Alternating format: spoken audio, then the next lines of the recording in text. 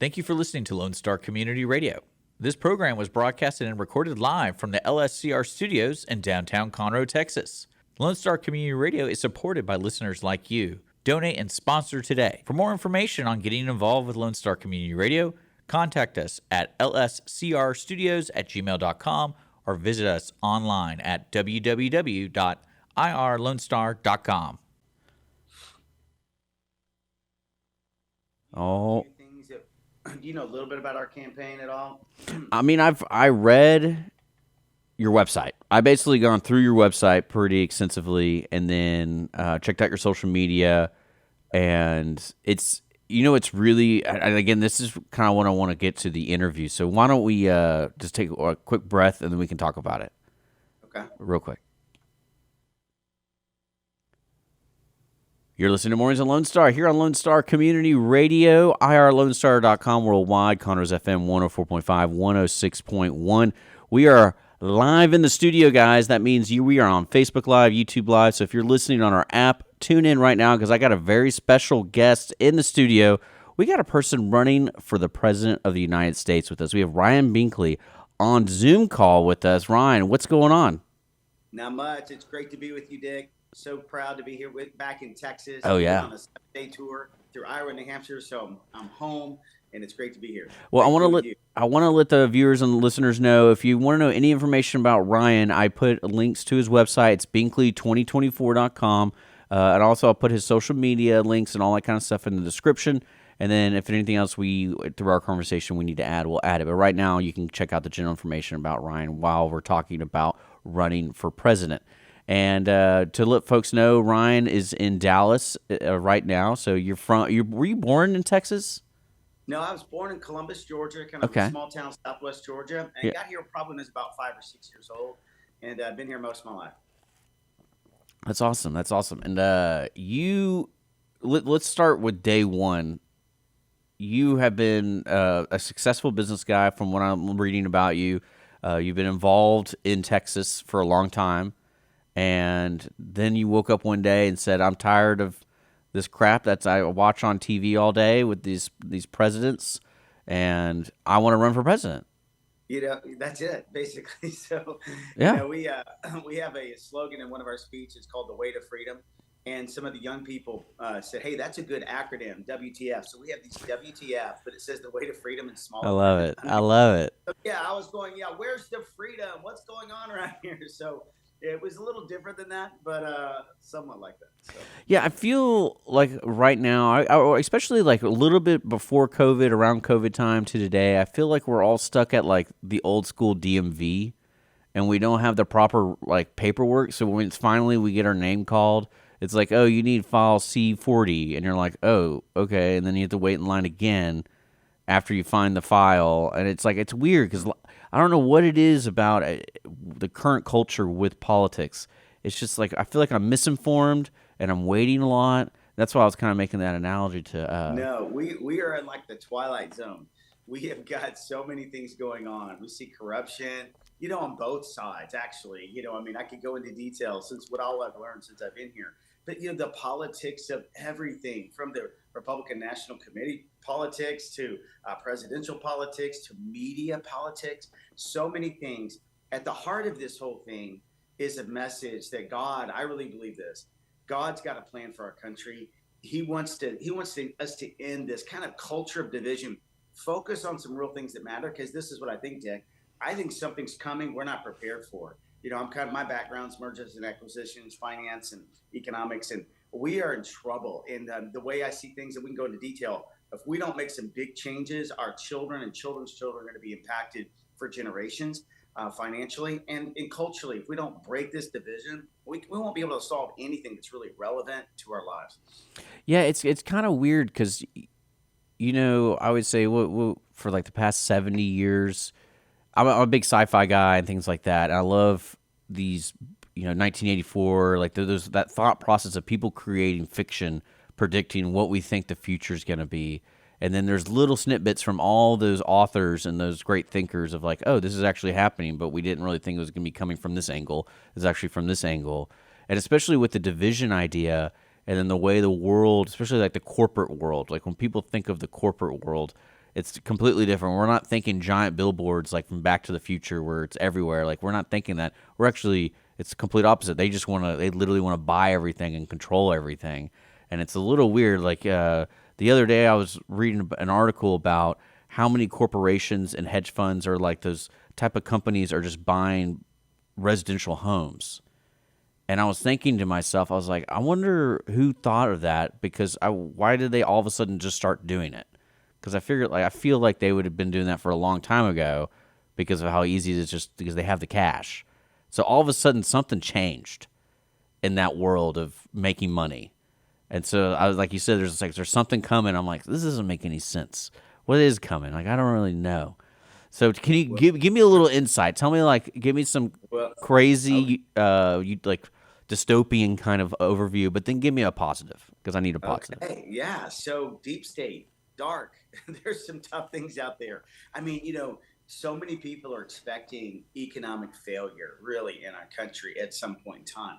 I talked to a lot of friends that are involved in cryptocurrency and they're buying all this cryptocurrency. Why? Because they think the dollar mainly is going to fail one day. They want absolutely no visibility with the government. So if the government ever comes up with its own cryptocurrency or digital dollar, they don't want anything to do with it because they think they're going to, survey every purchase they make and then keep them from purchasing something if they post something on social media that is disrespectful to the state, right? So that's the deep side where it gets deeper in the fact that we're in so much debt. Dick, this is what most of America doesn't know. We are $32 trillion in debt as a nation. We are in so much trouble. We spend right now about 8% of our budget on interest payments, and we don't have a dime in the bank. Our country is totally broke. In fact, we go at almost $2 trillion in debt this year alone from what we bring in as a nation to what goes out. And we've been doing it every year. In 8 years, we're going to be 50 trillion. We're going to be spending about 14% on interest payments. That's going to be about as much as we spend on the entire defense interest payments. So it reminds me of like this story I heard once of a college student coming home to his dad and saying, "Hey, Dad, I want to get a second credit card." His dad's like, "What? I don't think you need to do that."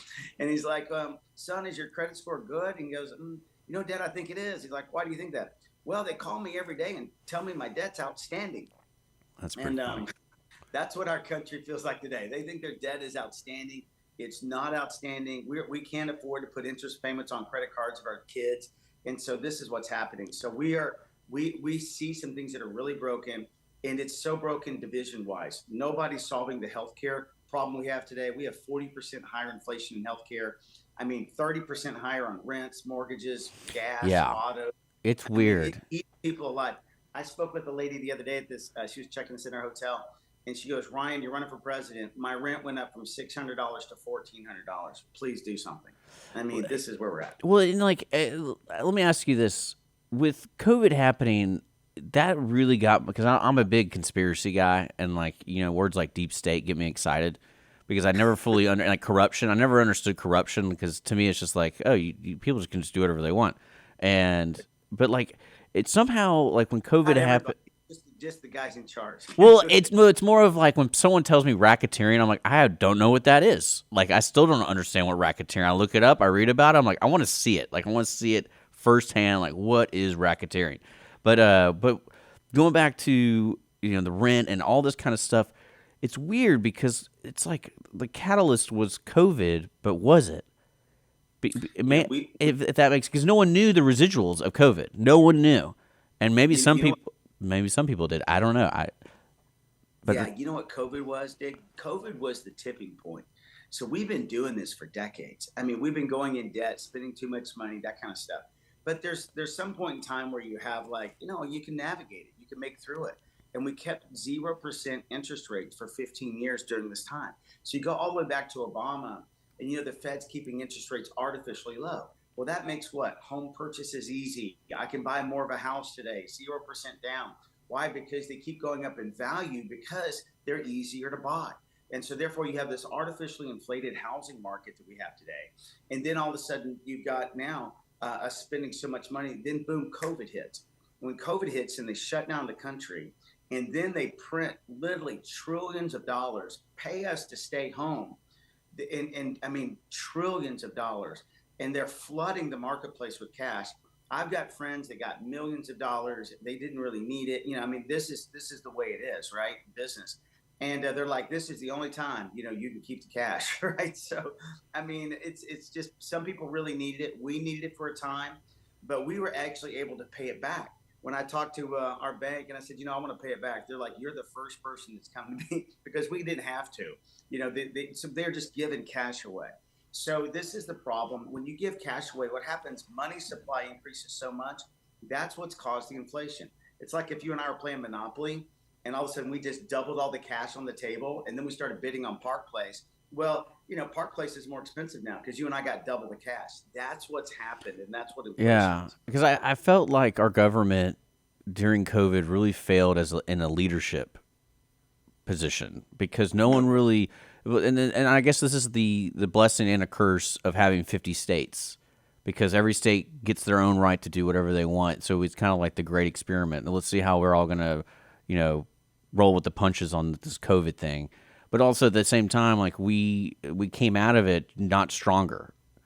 That was the sad part to me was there really wasn't like a true shining light at the end of the tunnel. Now everyone's still a butthead, and everyone's still like. Now, what I love about the COVID thing is it's almost like people have flashbacks where if I sneeze, I get looked at still, and I'm like, it's people get colds. People like that people get colds, and there's allergies. They're like, why aren't you at home? Yeah, stuff like that, and I'm like, and it was extremely unfortunate, especially like I think the world came out of it like as less of a happy place, and like we're not going to recover from that. Like we shifted, we're not going back to making the world a better place. We're shifting it. It's weird, and I think it's interesting that for someone like you, Ryan Binkley, running for president, this gives me somewhat of hope because people are getting involved. Because right now, I would say from my personal experience with everyone running for president or running for positions, like the only people I care about are my local positions. Because I see them on social media all the time talk about our community.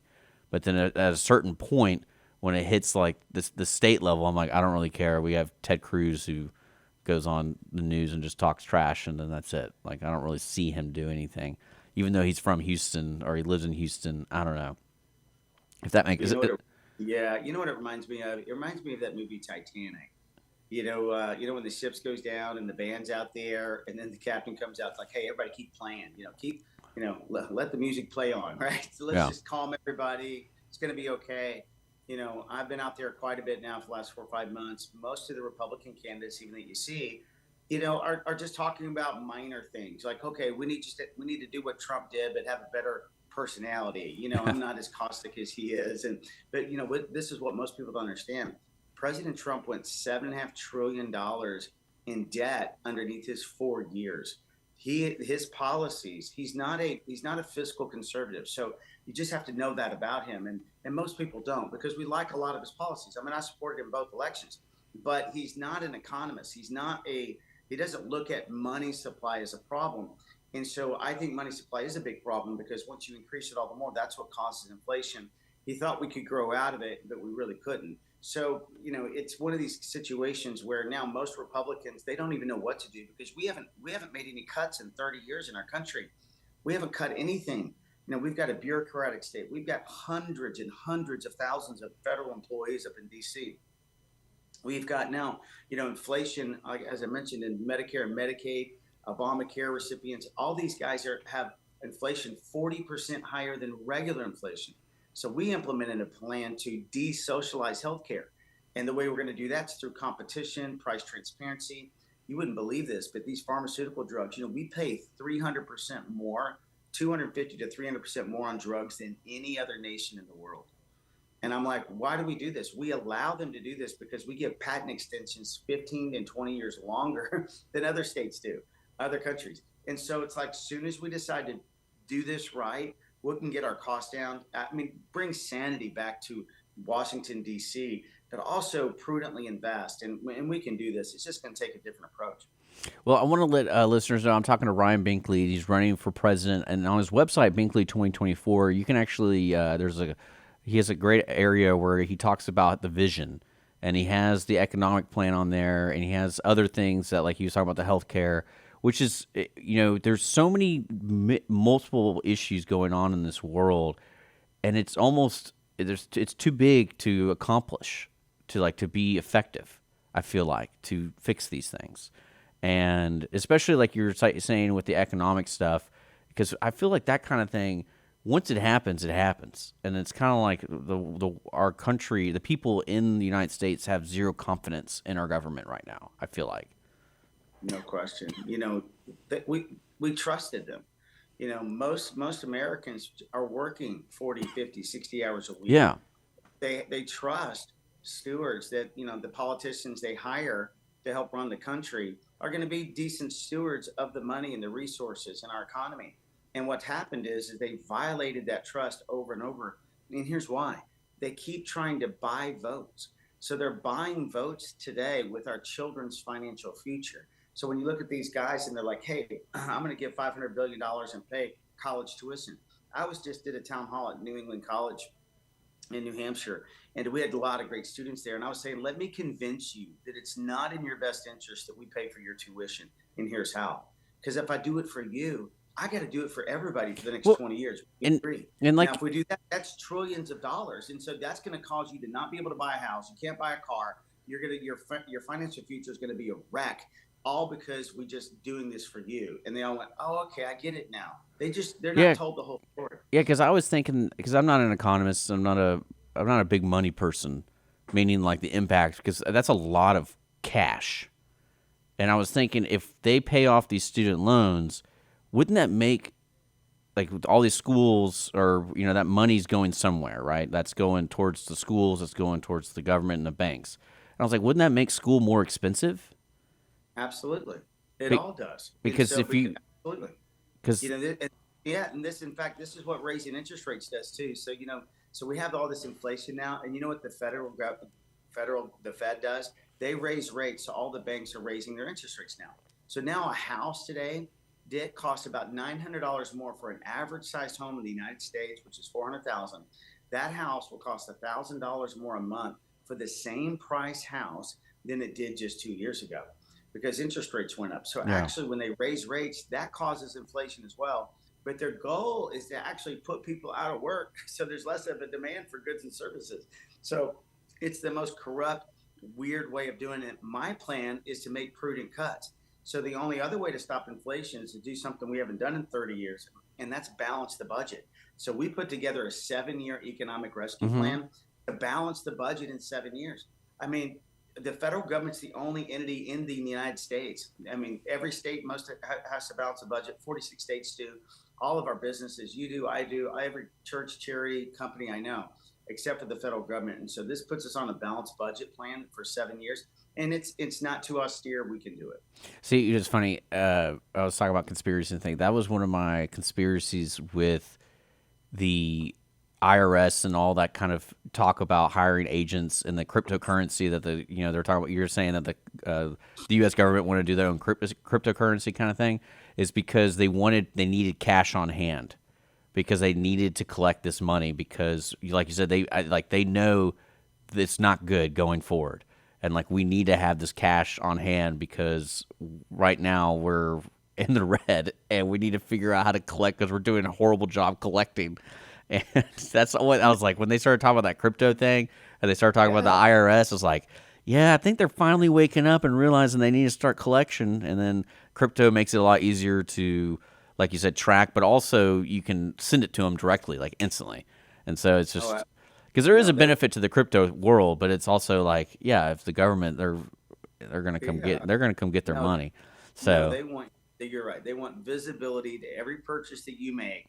They want to be in control. And this is where we're losing our freedoms today. And that's the reason we call our campaign message the way to freedom. Yeah. Because what happened is, our nation was created to be this place of freedom, with freedom of press, freedom of speech, freedom of trade, assembly, worship. But all of our freedoms, due to too much debt, corruption right now, all our freedoms are getting infringed upon every single day. And now they're going oversight into your private purchases, every single thing. So listen, there's a better way. It's just using wisdom financially. Our plan cuts non-discretionary spending 2%, basically freezes spending, basically says, hey, quit increasing so much. And, if you had a big debt, what would you do? You'd say, okay, we got to get together in the family and quit spending so much money. That's all we have to do. And you can come out of it. We can as well. We just have to bring sanity to Washington, D.C. And that's one reason I'm running. The other is that we're in a cultural crisis, and our party is stuck. I'm a Republican. We have zero message for college students, zero message for urban America. We lost 46 of the top 50 cities President Trump did in the last election. So he lost all of them almost. All the big cities went to Joe Biden. Here in Texas, we lost Dallas, Houston, San Antonio, Austin, Fort Worth for the first time in 65 years. So we have a new plan to kind of go in and give an alternative to socialism for the poor, the middle class, and urban America and college students. So we have to come up with something new. Yeah, and that's one thing I will say about your website. You don't really know if you're a Republican or a Democrat, which I think that is not just like a smart thing to do, but it's also when people perceive politicians, no one trusts that. They're like, oh, I don't really want to know what this guy's about. But again, your first battle is the Republican primary. So right. I know you got a lot going on, and you're moving around, and you're talking about you're in Iowa, and then I guess you're going to Wisconsin in October, because like you informed me before we started the interview, I didn't really think of, aren't we voting next year? Why are you already doing all that stuff? But apparently, one of the 50 states, they start like right now. Oh yeah, so Iowa's been out for 4 months now, and so that's insane to me. Caucus, and so we have candidates that go on there all the time, doing meetings, that kind of stuff, and they're holding a lot of big meetings, and so it's exciting time. We have to really get the ball rolling, really start connecting and doing well in Iowa, New Hampshire. We're spreading our message out now. We've been to Florida, Georgia, Texas, of course. I've been to Wisconsin, Indiana, and we're going to more places now as we're invited to some of the bigger meetings because, America's getting ready and they'll be here before you know it. And I'm not a nationally known candidate. I'm not a billionaire. We're a grassroots candidate sharing this message. It's time to have a true economic revival and a spiritual revival. We're so divided in our country. So I'm glad that you said my message doesn't look like some far right-wing conspiracy. Yeah. And the reason is because there's a lot of politicians that will just throw, I'll call it red meat to the wolves. You know what? Hey, we're going to shut down every other department in the Washington, D.C. That's happening a lot right now because of the corruption you see in the FBI. It doesn't matter what it is. Or we're going to put the military on the border. We're going to shoot people when they come across. You wouldn't believe the stuff that I'm hearing. I mean, it's pretty amazing. Oh, it's insane. I love it. And so, we have a true plan to secure the border, with funds. We have a funding mechanism that Donald Trump didn't have. And it can get done. But we also need to have a plan for the immigrants that are here. We can't shoot people across the border just because they have I told one person, I said, listen, the cartels aren't putting their kingpin cartels with a backpack on with drugs. They're kidnapping teenagers and smuggling and threatening them. The right thing to do is arrest them and actually send them back or arrest them. It's not to shoot them. So we gotta remember who we are as people and then do it right and handle this the correct way. We have to secure our border. So our plan does that. It's a $30 billion plan and it secures it from coast to coast. That's one thing President Trump did. He didn't have money. So this one actually has funding and it's actually a bipartisan plan because we have so much fentanyl coming in. I think it's going to kill likely 100,000 people this year, Dick.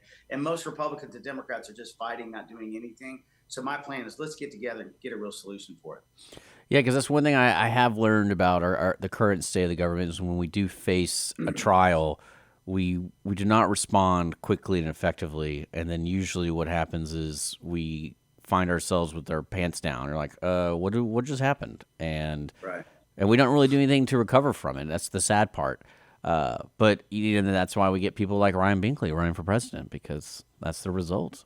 But Ryan, is there anything else you want to talk about? I think just tell everybody have hope. Start believing again. We're going to come out of this. I really do think this. We're in a lot of trouble. I kind of look at it as almost a perfect storm, and this is what the perfect storm is, Dick. It's inflation that keeps happening, and then when the Fed keeps raising rates, what that does is that causes a recession. So if you go back 50 years ago in the 70s, we had basically stagflation, which was stagnant growth with inflation. And we haven't seen that in a long time, but that's the kind of thing that I think we're headed into. Even though the stock market is high, there's a lot of things that are happening with the banks. So I met with a regional bank owner just the other day in Iowa. And if the Fed keeps raising rates, their banks can be really pressured downward. And the reason is because for 15 years, They bought treasury bills to secure all of our deposits. But when the Fed raises rates so fast, like 11 times in 5 months, then all of a sudden their assets are worth like 80 cents on the dollar. Yeah. So they're not prepared for an inflationary move of raising rates. This could cripple the economy, almost shut it down. You see a lot of bank failures. We saw big bank failures earlier this year. And I don't know if you remember those, but you remember Silicon Valley Bank, First Republic Bank, Signature Bank. Now, those three banks were the size of 25 banks in 2008. They were huge banks. And so we have to be really, really careful. And so I believe it's time for us to navigate this with wisdom. We need new leadership that's not going to keep doing the same thing. I'm not going to be a Republican that's going to say, hey, let's just keep spending money, because Republicans spend as much money on Democrats, just on different things. We have to do it right. We have to end the war in Ukraine. We have to do some things strong to make us strong here. And when we're strong here, we'll be strong internationally. Xi Jinping in China is not even listening to us today. He'll listen to us when we have a strong U.S. dollar, when we're energy independent, and when we're out of debt. When we start focusing on these things, America will continue to lead. Well, Ryan, thank you so much. That was an inspiring end to our conversation. Again, folks, you can find all the information about Ryan Binkley in the description below. It's binkley2024.com for all of his information and stuff like that. So make sure to follow Ryan for the President of the United States. You've been listening to Mornings of Lone Star here on Lone Star Community Radio. We're going to get back to some songs. Don't forget, you can always let us know what you want to hear here on Mornings of Lone Star. Just hit us up on social media or just email us at morningsoflonestar@gmail.com. Ryan, thank you so much again, and we'll see you later, man. Thank you. Look forward to staying in touch. Take care.